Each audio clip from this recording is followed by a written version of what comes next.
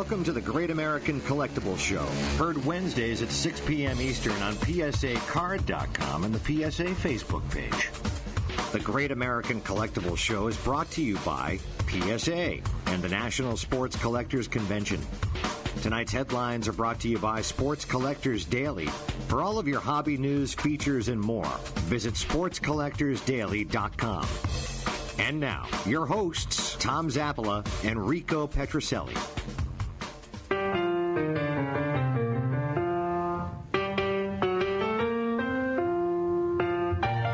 Inspired by that. You know something? We should have stayed in. Why did we come home? Please. What the hell was the purpose of coming home to this freaking weather? How could it be? How could it be? I mean, global warming. I'm like getting depressed. Well, not really. It's all in your mind. But no, it is. It's in my mind. No, but I didn't figure in May. I figured April would be cooler, rain. May, I thought it would start warming up, but we hit this morning 32 degrees. I think it was. And come on, yesterday afternoon, I went out, Louis, by the dock to try to clean up a little bit. I was out there for 15 minutes. The wind coming off the water, it was about 30 miles an hour, and I swear to God, it was 35 degrees. I know. I just said, are you freaking kidding me? So guess what I did? It's my fault. In. I put the outdoor shower back together. I was going to say that. Where you are, especially. You're getting it from both ends. Yeah. Has it been cold? It's been cold. Yeah. But I waited. It's middle of May, and I put the outdoor shower back together, and we got 32 degrees. Yeah, it's just my fault. Is it cold on the beach where you are? He's on Plum Island. I know. Is it cold on the beach? I don't know. I've been out there in a couple days now. Really? And I'm putting the fireplace on, and I'm done. Oh man, it's been But what do you got to do? What you got to do is you got to go back to Florida. Staten Island Joe Marino, he came home and went back. He went back. I can't do that. There were too many things to do. Yeah, the headlines, for instance. The headlines. That's a good point. Ready for this one? Yeah. And by the way, we have a good show Rico's tonight. Getting so good at this. I know he is. 1952 Topps mantles stolen in an Ohio store break-in. Rico, where were you? Really? His hands are all over this bad boy. Yeah. Police in Delaware, Ohio are looking for clues. Trying to get the evidence. Police in Delaware, Ohio are looking for clues in a destructive burglary at New Hot Cards late Saturday night. Someone used force to break through the glass window at the front of the shop to gain entry, then smashed a display case where a selection of vintage cards was housed. It is believed that the only card taken was a PSA 1 1952 Topps Mickey Mantle. The shop had been closed earlier in the evening and broke into a shop for one card? $10,000 card. That's all they took. A $10,000 card. How stupid is that? I know that. Delaware is a city of about 30,000 residents located in central Ohio, about 30 miles north of Columbus. If anybody has any information regarding this break-in, please contact one Rico Petroselli because he would like to fence it for... No, I'm just kidding. I'm just kidding. Boy. Too bad, man. Well, let's just for a second. As a guy who went in for a card, could he be doing it for someone else? No, he smashed the window and took the card. I mean, does he want the card? I don't that know. means he's a collector. Maybe he's... Actually, you can fence. You can pretty much fence a PSA 1 Mickey Mantle. There's a zillion of them out there. I'm talking about the fencing. I'm talking about did he do it for somebody else that's a collector? I don't know. Did he do maybe. it for himself? That was just it's graded, right? Yeah, it's graded to 1. The graded card does it have identifying numbers, serial numbers? It does. It has. It goes into a database, so it does. But what he may do is crack it open, sell it, and then somebody would resubmit it for grading again. That would be a little touchy. I think. Cards. You'd find it. Yeah, geez. Well, anyways, for more hobby news, features, and much more, visit sportscollectorsdaily.com. Our pal Rich Mueller. What are you looking at? What are you looking at me? Rich? Where's Rich? Sports Collectors Daily. All right, listen, we got a good show tonight. We have our good friend Brent Huigens from PWCC's on to answer questions and discuss a lot of what's going on in the industry. I do have a trivia question. Oh, God. Brent, I just want by the way, Jay Gottsville, if you're listening, we just got your shirt out today. I forgot about it, to be honest with you. Plus, my wife, forgetting a Ellen. lot. Well, Ellen was drunk the last 3 nights. drinking? So Yeah, she didn't, she didn't poor send it kid. out. But Surprised Brent, she's not drunk more often. Did you ever experience anything like that, a break-in or a stolen car from, from your company? Oh, that's a good question, Brent. We'll just kind of throw this out at you before we get into questioning. Have you ever had any experiences like that? Yeah, I mean, not as a direct break-in like to our business or my personal life, but my goodness, I've heard a litany of stories from our clients. I mean, some are very elaborate. Like, I even heard a story once of a guy who built a custom vault in his house just to come home one day, his front door's open, the vault door's open, to find out the guy who installed it is the guy who robbed him. Oh, Jesus. And it's like... Are you kidding? Oh, I know, it just makes your blood boil, but it's funny. It's a segue into me plugging our own vault. It's like those stories are why the central repository has become something that we build. Is just a safe, secure solution hasn't existed. Well, And you know something?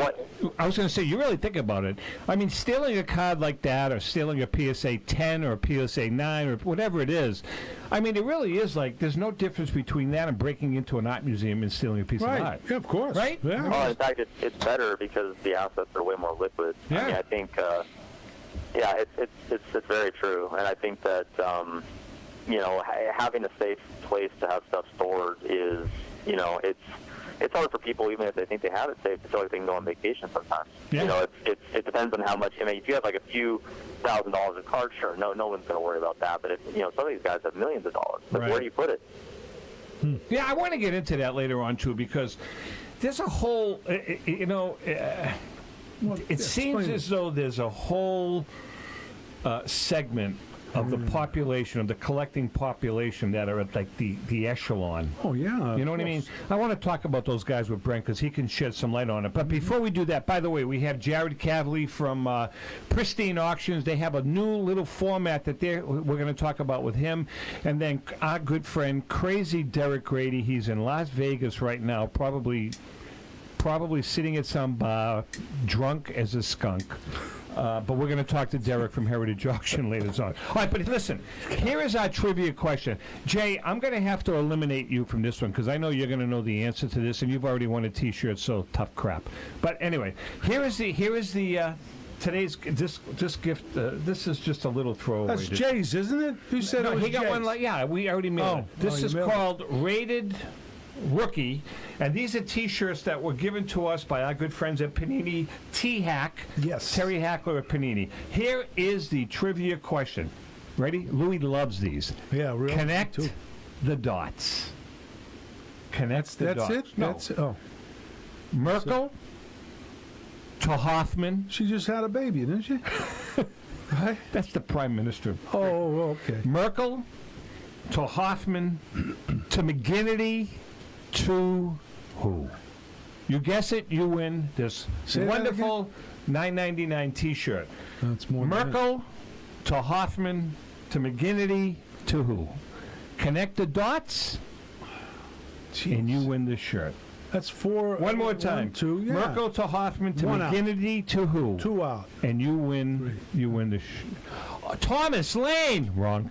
All right. So let's get Thomas to it. Lane. That's a furniture maker. No, I love Tom. He's a good guy. He sent a nice picture by there. Oh, We're going to Thomas, post that. yeah, Tom. yeah. All right. Let's talk to Brent. Our good friend Well, Brent yes. Huigens from PWCC. A lot going on. First, let's talk about your auctions, all right? First of all, we'd like to know how often are you doing them? Yeah, so we run a monthly auction. So we run 12 a year. They run through all out the month pretty much. I'd say there's items up listed, 300 out of 365 days a year, it seems like. But yeah, they're monthly events.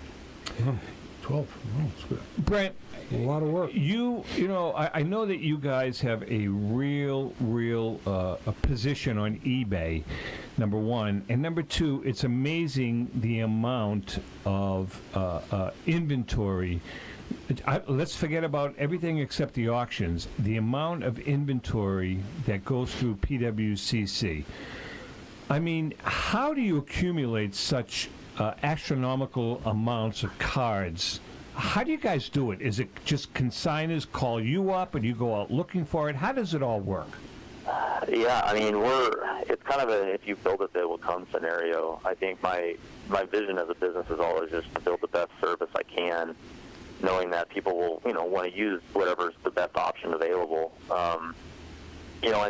There's certain things that we do best, and there's other things I think other auction houses can do well too with the catalog experience and extended bidding and such. But I think for the majority of the volume in the market, which is very liquid, we have the most efficient sales venue, and that's definitely the advantage.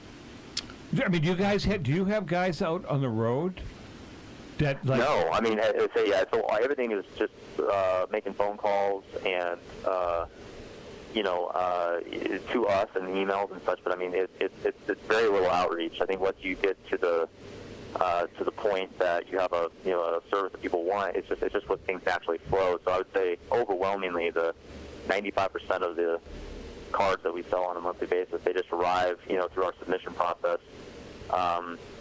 Not unlike maybe what PSA experiences, like just the mail just comes, and we get into all of our work is on the processing side. We do very little outward reach to try to find submissions. Let's just say, and obviously we as an auction house don't own anything ourselves, so we're just a service provider for brokering the assets that others own. Good stuff. Hey, by the way, we have a winner, Stan the Man Orr, Bobby Orr's nephew, wins again. Stan, see, there's a couple of guys that do their homework. It's called pressing a button on the internet. So the trivia question was Merkel to Hoffman to McGinnity to Johnny Evers. The Merkel Bona. Johnny Evers was the last guy. There's the chance. He was the guy. That the ball went to that created the whole controversy. But yes, Stan Orr, you win again, baby. How old is Stan? About what? 78? 84. 84. 84 years old. God bless you, buddy. Yeah. Keep him coming. Yeah, he was a hell of a hockey player, too. Wise guy. Hell of a hockey player. Question? No. Okay, I'm going to ask a question then. Let's talk about your escrow service, because that kind of intrigues me. Yeah. You're kidding. It's great. Well, I mean, our vision is that there's deals that have to be done sometimes on the private side, not through the auction process, and sometimes you're dealing with people you don't necessarily know well enough to just trust them sending them a check or to have them trust sending the asset. And so we're just trying to insert ourselves to be that trusted intermediary to receive funds and then also receive the assets and do the exchange. It's just something that seems like a need in order to shore up what would be some of those higher profile private sales that want a little bit of oversight. It's also possible for people to do trades through this way too, where cards for cards and that sort of thing. We're just looking to act as an intermediary to help folks, do that the whole process, and then we'll take responsibility for the shipping, out of the stuff, and then verifying that the funds are good and all that kind of stuff. And I think what our leadership was saying is we were charged 2.5% for the service fee of helping broker the transaction. Yeah, that's great. You do a lot of business on eBay, don't you?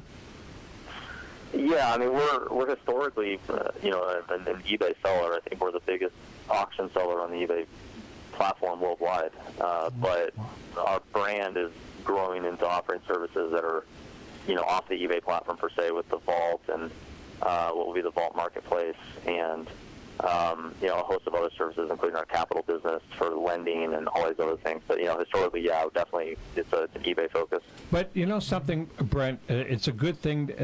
Personally, my opinion is that it's good that you have still have a strong position with eBay, because, the typical average collector.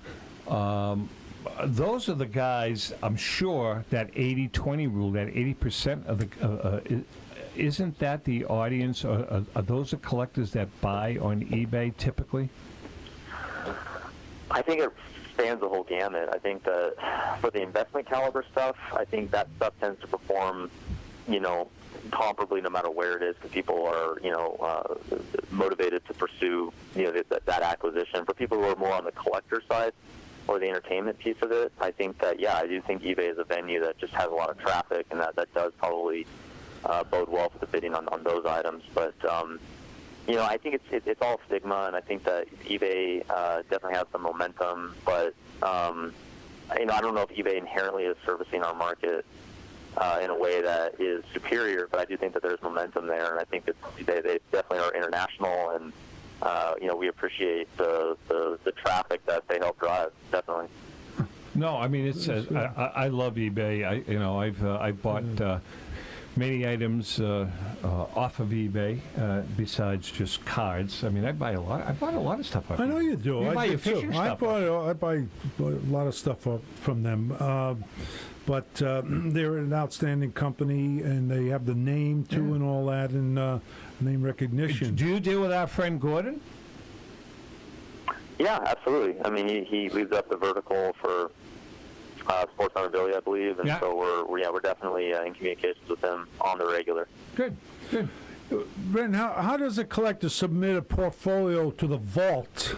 What is the vault? Yeah, explain that whole concept if you can. Because again, we've had a couple of questions regarding that. So the vault itself is going live here. The goal is to have it go live here on Memorial Day, which means that it'll open up to the public with the ability to actually send assets to our new facility on that day. So it's only a couple weeks away. But the process is simple. You just log into the account, you open a vault account through our website, and then you create a submission there. And then you send in the assets through the mail with our submission form. And upon receipt, we'll log it and get everything digitally archived. And then you'll start to see your portfolio fleshed out during the curation process. It'll start with a digital image of everything that you sent us. And then the titles will appear, and then the market values will appear. And then we do our I-appeal review in case any cards might get certified for higher I-appeal status. All of this gets processed over the course of days, and it's just a way to manage your portfolio. But the process is simple. You just go to our website, PWCC Marketplace, and become a client if you're not already, and then open a vault account. Unbelievable. We are chatting with Brent Huigens from PWCC Marketplace, PWCC. You guys have really kind of jumped to the forefront in this industry as far as cards go. How's business overall? Are you happy with where you are at this snapshot in time with everything that you've done? I am, but it's a lot of work yet to do. I mean, we put in play a lot of new business ventures that I think are going to be pretty exciting and pretty groundbreaking in terms of just supporting investors in a way that hasn't been done before. The repository and the lending and the access to data and analytics and all of these things I'm really excited to roll out. So I'm proud of the work we've done, but really the best part is what's coming. I mean, it's the actual delivery of all this stuff. We've been working like crazy people to get this stuff perfected, and I think it's going to be really fun to unveil it and let it go to work for folks. Brent, I have some bats, right? World Series and all that. What if I wanted to send them to you and put them in the vault? Good question. There are other things that, obviously, really. My name, I'm no Mickey Mail, so my stuff wouldn't be worth as much, but I want to keep it. I want to make sure it's, it's safe. Is it just cards or is it everything, Brent? Could Rico, could he... Yeah. I mean, could he submit some of his wonderful memorabilia? I mean, his game-worn uniforms, bats, whatever. A couple of gloves. Yeah, exactly. So the rules as they sit right now is that it's for any slabbed item, which doesn't have to just be a card. It could be a photo in a new, say, when PSA is new, larger 8x10 holders. It could be a check or a ticket. As long as it's slabbed, it's eligible. Memorabilia is also accepted, but it just has to be approved. At this time, it's for very high-profile memorabilia, and certainly some of the stuff that you're describing would certainly qualify. It's kind of a space limitation thing right now. Our vault is 2,000 square feet, and it can hold a lot, but we're actually going to probably be breaking ground on an additional vault in the coming year or two, which will be a more central repository, which will be even larger. And at that point, I think we'll be able to take almost everything under the sun. But it's just a matter of kind of managing space. So the short answer is yes, everything is eligible. Memorabilia has to be authenticated. Can't trust Rico just because he says he played us in a World Series. I don't know. Can't trust that. Exactly. So we'll have to get, he could have stolen it from Horace Clark. They'll have to photo match it and make sure he's telling the truth. And once we have the certifications with it, then certainly these things are eligible. Absolutely. A couple of things for our viewers. We get a lot of viewers on tonight. If you have questions for Brent regarding anything, just message us and we'll get the questions to us.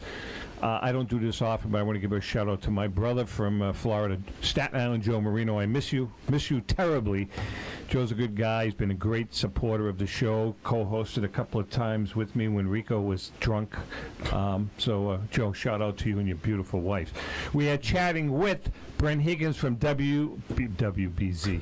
That's a radio station up here. PWCC Marketplace. I know that, really. We're going to take a quick break. We got a lot to chat about. When we come back, we're going to chat for a few minutes with Jared Kavlie from Pristine Auctions. Yeah. And then we're going to get back to Brent. Yeah. Hang in there. We'll be right back. Great talking with you, Brent.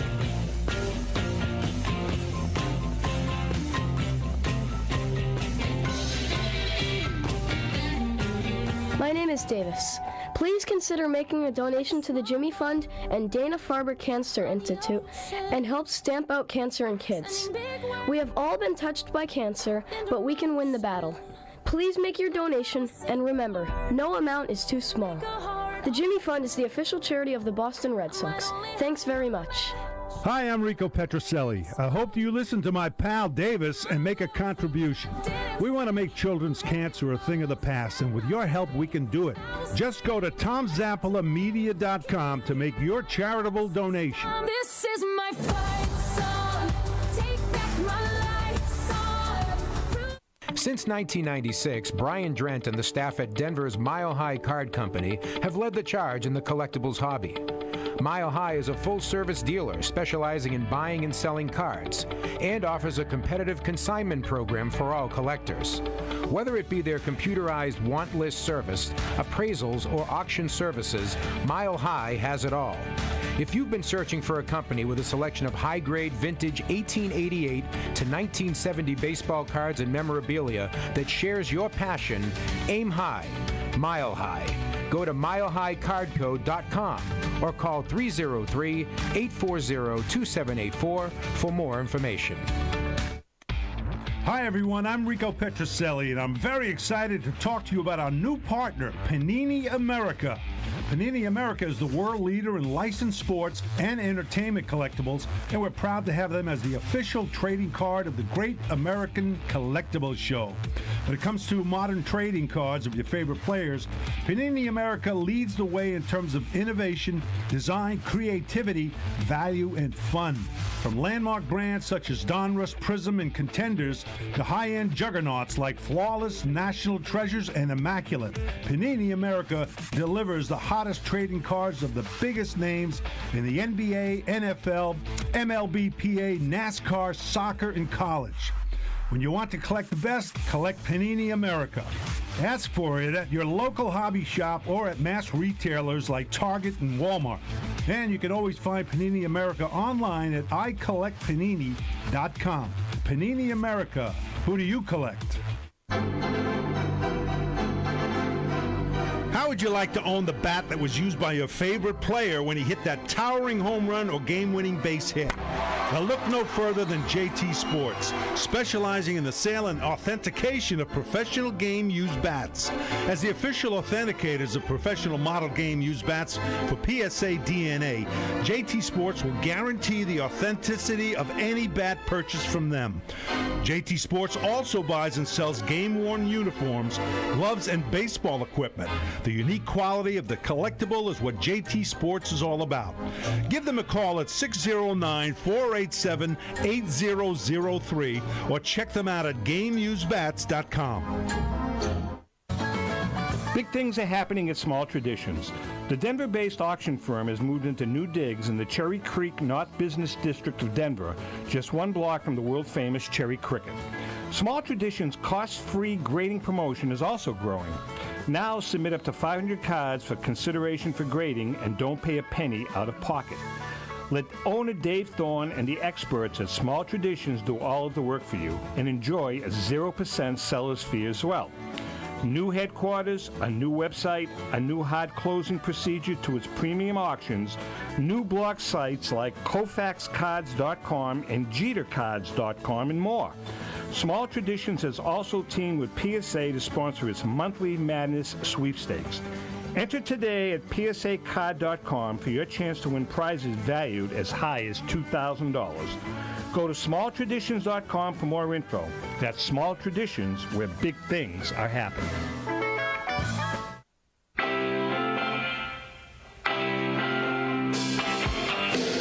All right, before we bring Jared on, let's get into the groove, baby. Let's get into the groove. What kind of groove? Little eBay music. There we go. Oh, jeez. What do you mean, oh, jeez?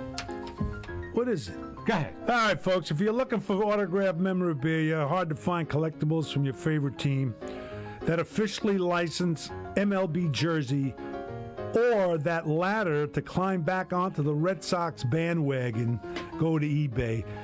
They blew that game last night. They didn't blow that game. The Those guy's goddamn 17 strikeouts. Sign. You got to get Kimbrel back. They don't have anybody in the 8th and 9th inning. Get him back. Get those clowns out of there. Did you see that they snuck out, by the way? Why don't we close with Chris Sale like you wanted? I know. And he would have been good. you He would can have stuck find- out the side. You can find 31 just about strikeouts, anything 0 on walks in his eBay. last two starts. you You see- wanna You're put on a him in the budget. bullpen. You can purchase PSA graded hell is wrong cards with you? at very You see affordable they snuck prices. out? They snuck out Great those two pieces guys. of memorabilia from your favorite dealers and players, autographs, and much more. From everything to graded and ungraded cards, T206 cards, Gaudies, play ball and 52 tops. There are some amazing, I repeat, amazing deals on eBay. And don't forget non-sports cards, all kinds of sports collectibles, and even tickets to your favorite game. That's right. That's interesting. And well, eBay has over 162 million users, and is the biggest and best marketplace in the world. Go to eBay.com, very easy, and either make your purchase or get your bid in. Ray Phoney, you're smoking crack. There is no chance that the Phillies are going to be in the World Series. Zero, zilch, zip. That means they'll be in. They'll probably win it. Yeah, Ray, I'd be celebrating right now. And Joe Marino, please don't even go down that damn road, because you're. Let me tell you something about your Yankees. Overrated. Although 3/4 of the team is out on the injured list. All right, listen. On the phone with us right now is our good friend Jared Kavlie from Pristine Auctions. There's a lot going on. There's a whole new format. Yeah. Jared, how you doing, brother? Hey, Jared. Doing good, guys. How are you? Good. All right, a little crazy tonight. Tell us about your new featured seller format. Sounds and looks really interesting, huh? Totally, yeah. So we just started a new format where every 2 weeks we're going to have something new going on the site. So as always, we always have our daily auction, our 10-minute auction going on every day. So there's something always to see. But now we're starting this, what we call our feature seller or featured auction. This one, actually, the first one ends tomorrow. And it's from sportscards.com. They've got over 600 lots. It's always no reserves, so nothing's protected with the reserve. And not only that, but they're throwing in some freebies. So it's $500. There's actually 4 $500 credits being given away. So whoever wins the most bids, whoever places the most bids in the auction gets $500. Whoever wins the highest price item gets $500. Whoever wins the most items in that auction gets $500, and then whoever has the highest invoice from that auction gets $500. So wait a minute. Has a little interest to it. So how many lots are in this auction, Jared? This one's got 680, and it's a huge variety. There's some graded sports cards. There's Jordan autographs, Tom Brady autographs, and all kinds of stuff. And how often are you going to do this? We're going to do this type of auction every 2 weeks. So the next one we're doing is a pop culture auction, because we're going to be setting up at a Comic-Con here in Phoenix. Yeah. So it's going to coincide with that. And then we've got some other sellers that are big consigners of ours that are lined up and scheduled in too, where they'll be in future ones also. So every time we do one, we'll do these fun little giveaways to add on to it and add some interest. But they'll all be a little bit different. You know, it's funny. Every 2 weeks, every other Thursday. I've changed my my collecting habits. You know, I'm at the stage now in my life where, you know, what I have is what I have for my personal collection. So I've started collecting items, odds and ends, for my grandkids. Because my kids were really not interested, but the grandkids seem to be interested. And I bought a couple of lots off of your site in the last week.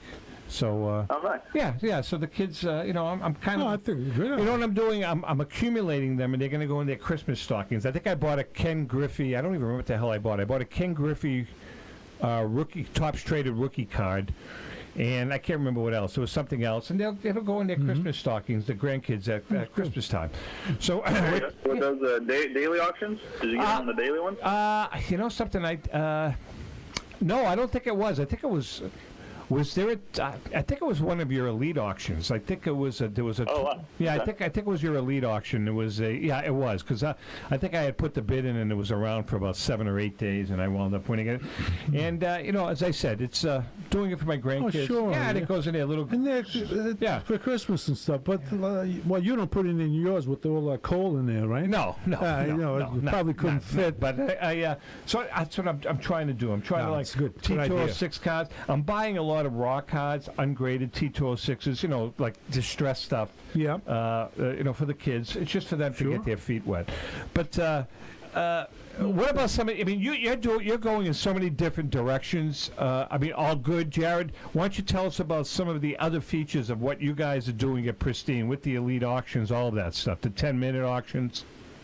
Yeah, well, yeah, definitely. Tons of different formats, but you know, the biggest key is there's always something happening. So no wait. You know, if you're hopping on a computer, hopping on your phone, make sure to check out our site, and our site will well communicate to you what's going on. But maybe I'll take that question in a different direction. We actually started a Pristine auction community. Also, it's a Facebook group that's been a lot of fun.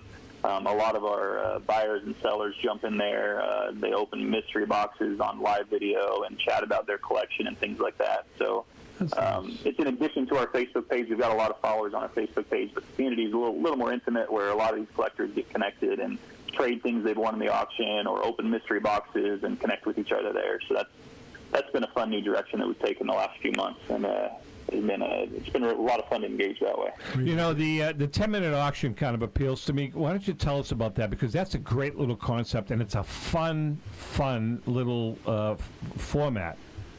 Yeah, totally. So we actually just extended the time, actually. So now it starts at 3 p.m. Eastern, so noon our time. We're out here in Arizona. So, but 3 p.m. Eastern, it actually goes live. So it used to not start till 6 Eastern. And then it goes till 11:30 Eastern. So the end time is still the same, but starting at 3 Eastern, there's basically 3 lots that are live for 10 minutes. You really don't know what's coming until they pop up.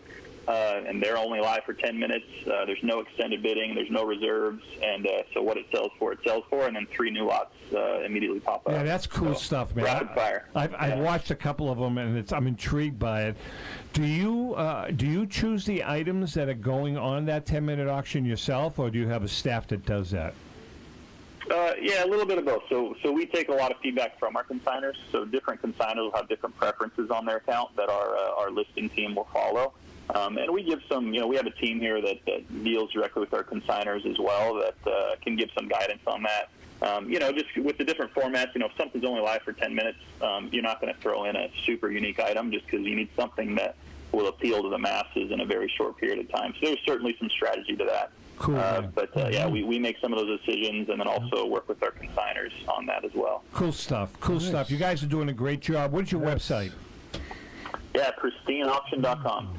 Yeah, I'm kind of getting hooked on your website, on your auction site, as I said, for my grandkids, because they sit with me. My oldest, Lucy, she's 9. She sits with me, and she points out stuff, and I'll say, okay, I'll throw a bid in on that and bid on that. So She told me she hates you. You know that.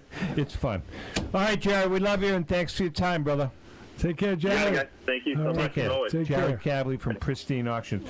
While Louis Boy is getting Brent back on the horn, let's talk about our friends at Panini. Yeah, right. Panini America is the global leader in licensed sports and entertainment collectibles, the home for exclusive, rare trading cards and certified authentic game-worn sports memorabilia from top NBA, NFL, NHL, and MLB athletes. That's not all. Panini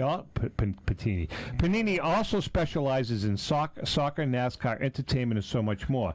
This summer, Panini America will celebrate the beautiful game as it really has before, with an immaculate soccer product featuring an impressive arsenal of memorabilia cards, including jerseys, boots, and virtually everything in between. Autographs from the greatest current and retired players in the world, and a few new twists that should be well received by soccer fans and collectors around the world. They have all kinds of stuff. Huge company. They're doing great. For more information, go to PaniniAmerica.com. PaniniAmerica.net. That's PaniniAmerica.net. Our good friend T-Hack, Tracy Hacker, a good guy. Oh, yeah. Good guy. Yeah. Really is. No, they're Panini and PSA and, excuse me, some of those other big companies. They're really, really growing, doing a great job. And by the way, I got to tell you, just for a second here, because I don't want to interrupt you. You don't know what. You always interrupt No, me. I don't.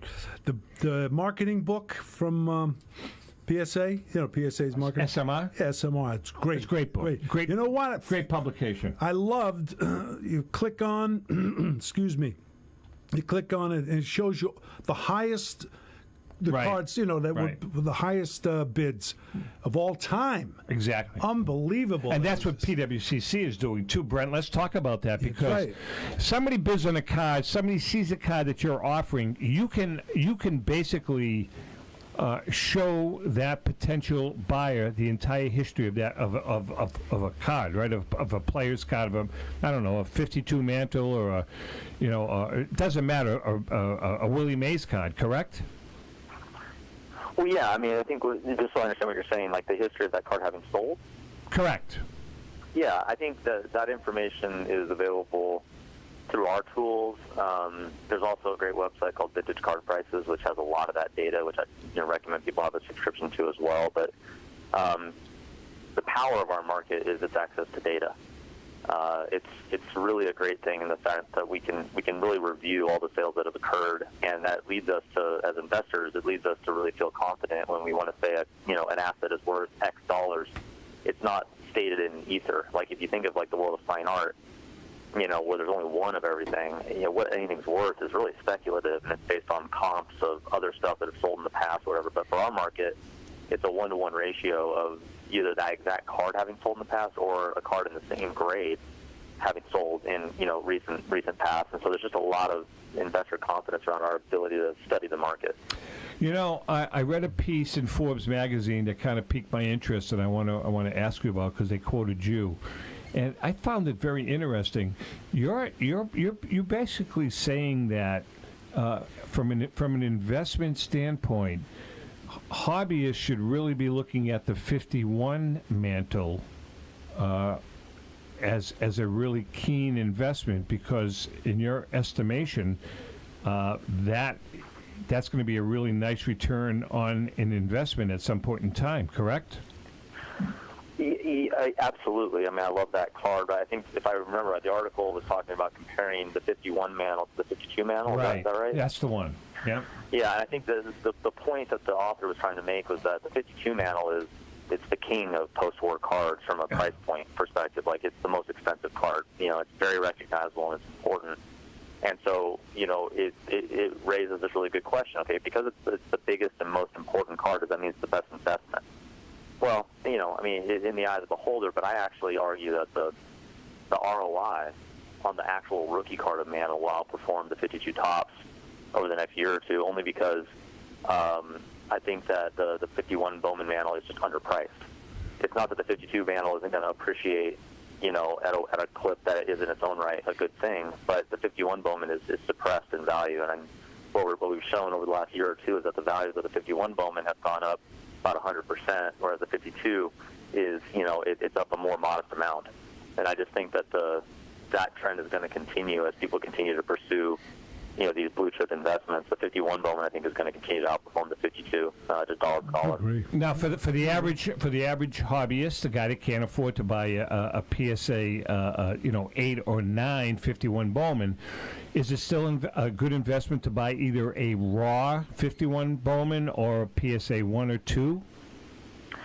I would try to go somewhere between the two. I think that there are investment caliber cards in like the 1s and 2s range, but they tend to need to have really nice high appeal, which means they have serious flaws somewhere, but they still look nice.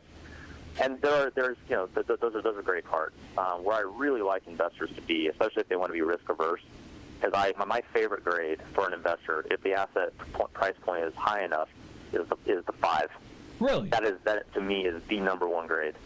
A well-centered, clean 5 is probably my favorite investor grade. Across the board, I mean, it doesn't matter what the series is. You're talking anything from a T206 right through. I'd say it varies by about a grade. I think if you go into the T206s, you can go into like 3s and 4s. Yeah. And if you get up into the 60s and 70s, you get into like 6s and 7s and that kind of thing, or 7s and 8s maybe. But the reason why is the 5 or the middle grade card, it is the most liquid. It is the card itself that is responsible for most of the value. The professional grade has come in to render that confidence and that authenticity, which is great. But it's not the reputation of the grading company that set the price. It's the card itself. And I like that because what I'm invested in and what I believe the market holds is growth of the market, not necessarily the reputation of a particular grading company. And so I think when you position yourself in the card more than the grade, I just think you're aligning yourself to the growth of the market better, and it becomes much more risk averse in that regard. Not to mention at those price points, the liquidity is a lot higher. So I just really think that there's a lot to gain at that grade level. So yeah, a 51 Bowman Mantle and a 5, I really like that card. Cool. Hey, we have a couple of questions from viewers. Rico, can you read Ray Fonio's, or can you see that? No, I can't see it. All right, so Ray's asking, it's blurry. He's asking a question to Brent. Do you think that it's worth investing in modern cards? And I'm assuming by modern cards, he's not talking junk wax, but he's talking literally, Aaron Judge's stuff from today. Trout, yeah, those. Yeah, so exactly. So for us, we define modern as anything after 1986, and that's our own determination. Right. It's arbitrary. Everyone can come up with their own. But for us, vintage is 86 and back, and modern is 87 and forward. The short answer is absolutely. But you have to own the risk profile of the modern realm, and the risk is that it's more like day trading if you get into the ultra modern, where the guys are still active. The values of those assets, and I'm talking about guys whose brands you think are untouchable, they're not. Even like LeBron James or a Tom Brady, as long as these guys continue to step foot on the playing field or the court, their brand is going to be affected. It can go up, it can go down, but their performance is going to continue to impact their brand and their market value. Now, granted, a guy like LeBron and Tom Brady are they're immortals in their own way. Right, they've already established themselves, right. But people are still speculating on what they will do. People bet on futures in the modern realm. So, I think that people still think Tom Brady should win another championship. And the same thing for LeBron. In fact, I think some people think he should win at least 2. Which means that the way people are investing in LeBron right now is if he doesn't win another championship, I don't know. I think people are overpaying. So you have to own that there's risk and there's expectation. You also have to own that when these people are still alive, even though they may not be playing and retired, they're still figures in the world. And there's been instances where people have done things that have greatly promoted their brand in retirement, and there's things where people have done things that have greatly diminished their brand in retirement. And you have to own that while they're alive, they're still figures, and their brand is both on and off the field. It's public and it's personal. And take a look at Tiger Woods and the full circle he's done. Right. Imagine what the investors of Tiger Woods. So that's a great example of what you're talking about. So right now, Tiger Woods, with him winning the Masters, is. I'm not a golf card collector, but does a Tiger Woods golf card increase in value right now because of him winning the Masters? I would go as far to say that Tiger Woods is on an all-time high now. Right, so, okay. But you go back in time 2 or 3 years, he was at an all-time low. Right. And so what has happened is, as an investor, you had to ride the roller coaster of the fact that your investment is still active in the space and is still alive and is still dramatically affecting their brand, every day that they're alive. And so, like, if you look at, Tiger Woods, it's like he was at an all-time high, 13, 14, majors, and people weren't debating on whether or not he was going to pass Nicklaus. It was by how much is he going to pass it, and will he get to 30? Like, I remember a conversation literally where people were debating whether or not he could get to 30 majors. Right, right. Okay? And then it was like, and then reality set in, and then there was this 5-10 year drought, and then he becomes a tragic figure. A fall from grace. Will he ever get back? Will he ever win a tournament again? Will he ever play again? And then now look what happened. Now he's completely reinvented himself. He has shown the world that he's gone from high to low, and that he has the strength to get back to the high. Now he's everyone's hero. So he's and now cooking. He's more human in the process. He's cooking right now. He's an immortal now more than he's ever been. Good point. Because he did the full circle. Interesting. I have a question here from another viewer. I mean, obviously the first part of it is pretty easy. He says, I have a mantle and a Chris Bryant card. Both of them are signed. Should I hang on to them? Obviously, the mantle, if it's authenticated, yes. What about the Chris Bryant card, Brent? Yeah, Chris Bryant's a great example. Aaron Judge, you can go on down the list. Everyone's betting on futures in the modern realm. So you're basically betting on, and there are cases where the futures are a negative trajectory. And in which case, if you think someone's going to right the ship and turn around, it's like that could be a great investment. And there's cases where people, they hit 4 home runs last night, and next thing you know, they're the next Babe Ruth, and their prices skyrocket. Well, that's a tall order, and they better continue to hit home runs. What about their rookie cards? You really have to look at the trends. Yeah, Judge's rookie and some of the others that were mentioned, guys that were mentioned, will their rookie cards hold that value or maybe increase over the years? Even though I think what we've learned is that it's feast or famine. So these guys, when they're early in their careers, people will speculate a bit. Some of those guys become Mike Trout. And everyone who was criticized for overpaying for his rookie cards, now that they're dealing with 1,000% returns, they look pretty smart. But there's a host of other guys that were rookieing at the same time who became nothing. And people were every bit as hot on those people at that time. So you have to take this with a grain of salt. It's like there are massive wins, and there's also just massive failures too. And investing in the modern realm is very much like day trading, and so you just have to own the risk profile. And so you have to decide for yourself: is that the risk profile you want, or is it maybe do you want to stick with 51 Bowman Mantle PSA 5s that won't ever go down. All right, so let me play the devil's advocate for a minute. Why? I mean, isn't it wiser instead of hedging on a Joey Votto or a Chris Bryant or a Bryce Harper card, and rolling the dice? Aren't you better off investing in a quality, Nap Lajoie PSA 5 T206 or a 33 Gaudy Lou Gehrig? You know what I'm saying? Yeah, I think again it depends on what's your cup of tea. One of the perks of our market is we have an option for everyone, whether it's vintage or modern, or even within those realms, you can buy different grades and get different price points, and the different grades will appreciate at different levels. You can buy a T206 Lajoie in a 3 and be extremely risk averse, or you can buy a T206 Lajoie in a 7, and now you're on the cutting edge of whatever the T206 set does from an appreciation perspective.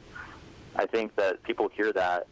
Some people from the modern realm hear, like, shouldn't you have invested in Lou Gehrig, and they're sitting on Mike Trout cards that they've owned for 10 years, and they just shake their head and laugh. Right. But then there's other guys that, I think if they could go back in time, they would do that 10 times over. So, again, it's all about risk profile, and it is, risk-reward. The upside can be tremendous in the modern realm, and the downside can also be tremendous. So it's just up to each individual to know what's their cup of tea. Hey, Brent, before we let you go, so if I see I like the pre-war cards. Is it wise to invest in a high-grade?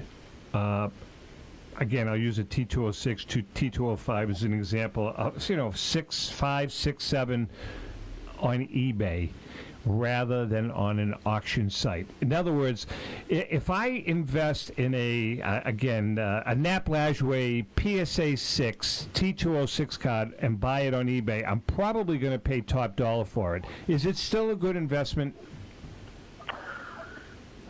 Well, I mean, top dollar today, so what? I think people, you have to pay market value. Things just don't go cheap. I think trading cards are too rare and they're too desired. Things just don't, slip through the cracks. I think people just have to have the courage to pay what the market requires you to pay in order to acquire that asset. And then what you're betting on is the future rise, and I think that's a very safe bet.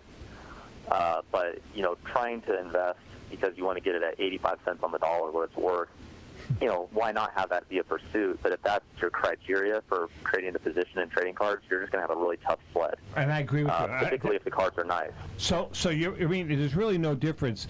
I mean, is there any advantage with buying a card or a piece of memorabilia on an auction site rather than on eBay? Does the auction site, the auction site doesn't have as much exposure, I'm assuming. Am I wrong? Am I going down the wrong road here? I would say they're wrong. I would consider eBay an auction site. Okay.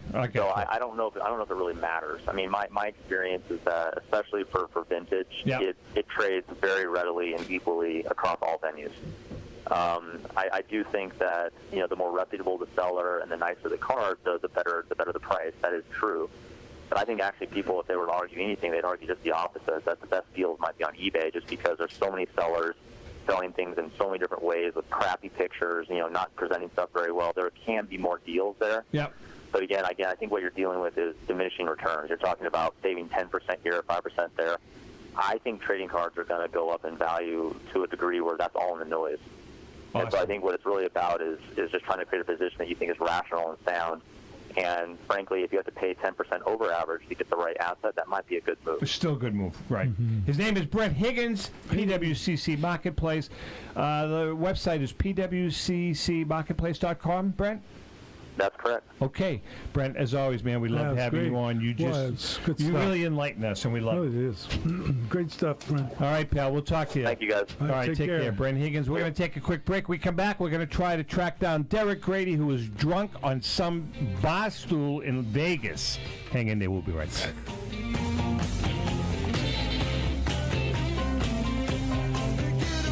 Mint State is a PSA authorized dealer specializing in high-grade vintage sports and non-sport cards. Established in 2002 and in its 18th year of full-time operation, we utilize an extensive network of sellers, collectors, and other dealers for the millions of dollars in collectibles we sell every year.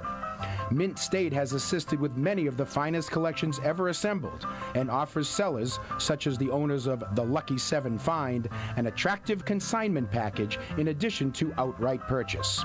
For more information, please visit mintstateinc.com or contact Rick Snyder by email at mintstate@msn.com or by telephone at 630-365-9790. Happy hunting! When it comes to meeting a budget, Pristine Auction has something for everyone.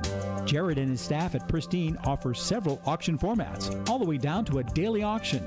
Each auction ends nightly with hundreds of lots, and by the way, all daily auctions are offered with no reserve prices.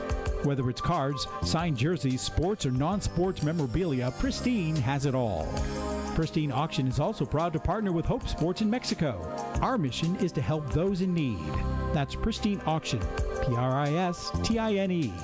Simply go to pristineauction.com and begin bidding. And don't forget, mention the guys from the Great American Collectibles Show.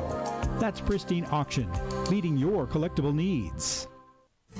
Since 2008, PWCC has tracked card collecting data and proven that investment caliber cards are the way of the collecting future.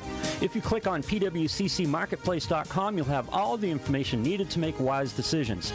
PWCC's comprehensive tracking and sales metrics demonstrate that trading cards have outperformed the S&P 500 by more than 200%, with a return on investment of 153%. PWCC believes that trust is the bedrock of the trading card marketplace, and they will handle every trade with the highest level of integrity and care. Create an account to join their mailing list and gain full access to PWCC's suite of investor tools, including the PWCC indices and auction history sales database. It's all about the analytics, and you'll have them at your fingertips. Learn more by going to their new website, pwccmarketplace.com.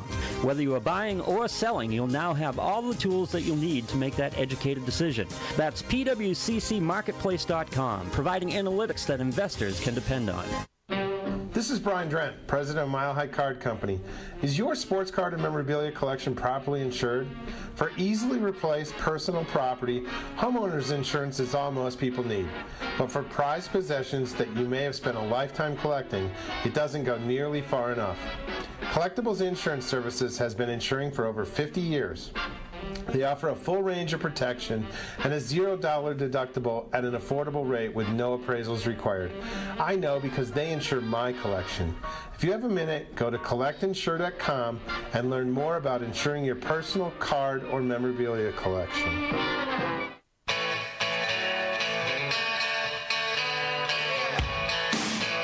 Okay, we are back, and on the phone with us right now, and I hope he's sober. I hope he's not hung over a bar stool in Vegas, is our good friend Derek Grady from Heritage Auctions. How are you? Well, I'm not hungover any longer, just because it's 4 in the afternoon out here. But yeah, it was a long night. Rough night last night, was it?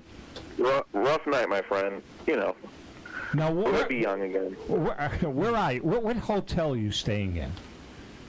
Venetian. Oh, are you really?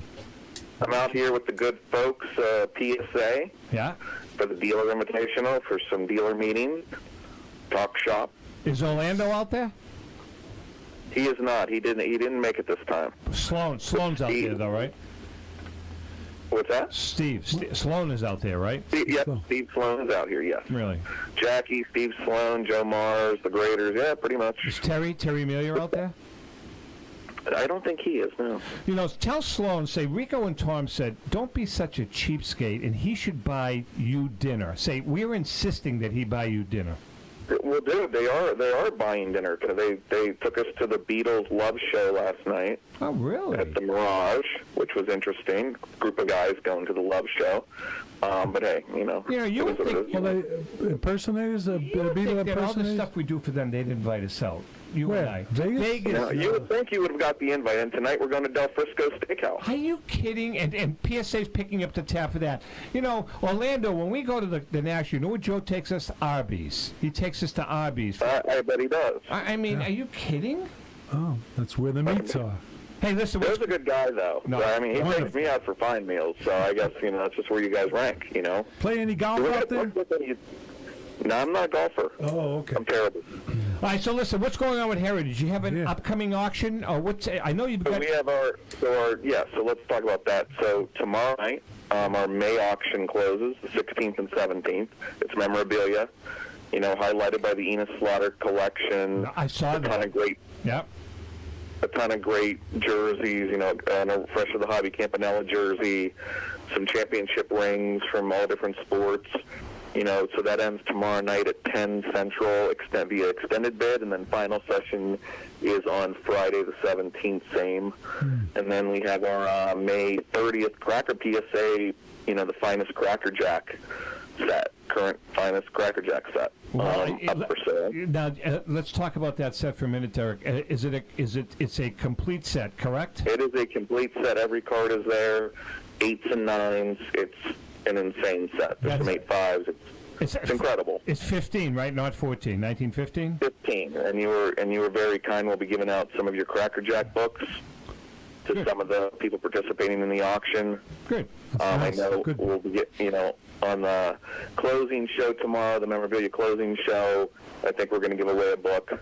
So nice. It was nice of you to get us some of those books to give out to some of our bidders and consigners. So we appreciate that. That is just a great set. I tell you what, I fell in love with that set. It is, isn't it? Yeah, it just really is. It's just such a neat set. It's my, it's my second favorite series. I really love the Cracker Jack collection.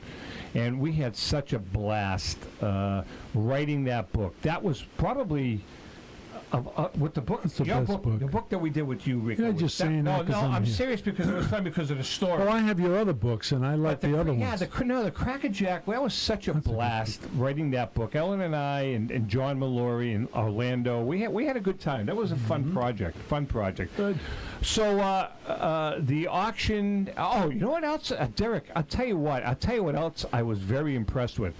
I went on to your space auction. I could not. Oh, yeah. I couldn't We believe killed it. Are you freaking kidding me? I could not believe. It's nuts. The Neil Armstrong collection just went absolutely crazy. That was, and we already did the first part. This is the second installment of it, and the stuff was just the bidders and great stuff.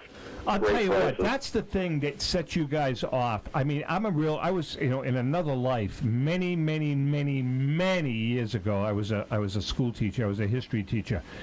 And when I go on to your auctions and look at some of the historic stuff that you guys have, the space stuff, it's like, where do you get this stuff? I mean, are you kidding me? No, it's incredible. I mean, it's you know, it's you know, we don't take them for granted. You know, I mean, it was so, you know, we were honored to sell the Neil Armstrong collection, and you know, these rare artifacts that we get. Believe me, I'm amazed too. It's Not just great stuff. The sports stuff that I pick up, but the, you know, historical entertainment stuff I see, political stuff. Oh, just great, You know, great it's stuff. pretty cool. All right, brother, we love you. I always screw it up. www.ha.com